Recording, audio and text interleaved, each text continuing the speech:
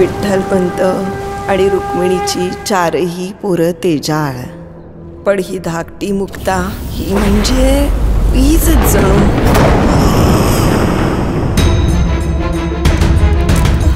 एकदा माणसाने संन्यास स्वीकारला की तो मेला. आपल्या मुलांसाठी आपल्याला देहांत प्रायश्चित्त घ्यावंच लागणार आहे. या धर्मसभेत उभं राहण्याची तरी या कार्ट्यांची पात्रता आहे का?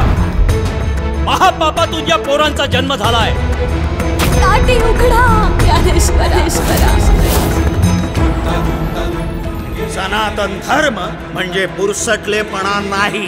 सनातन याचा अर्थच आहे नित्य नूतन जीवनशैली.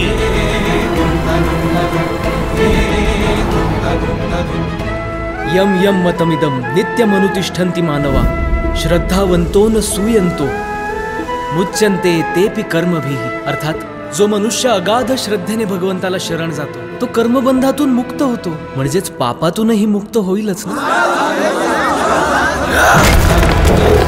अगं पण हे चांगदेव आहेत कोण? महायोगी, परमयोगी.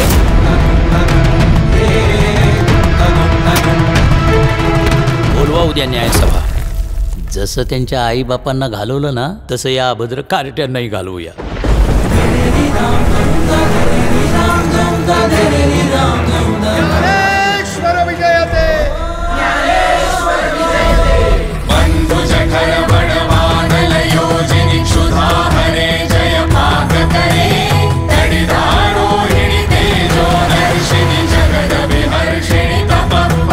ज्याला देवाचा अखंड सहवास आहे त्याचा अहंकार अजून कसा गेला नाही?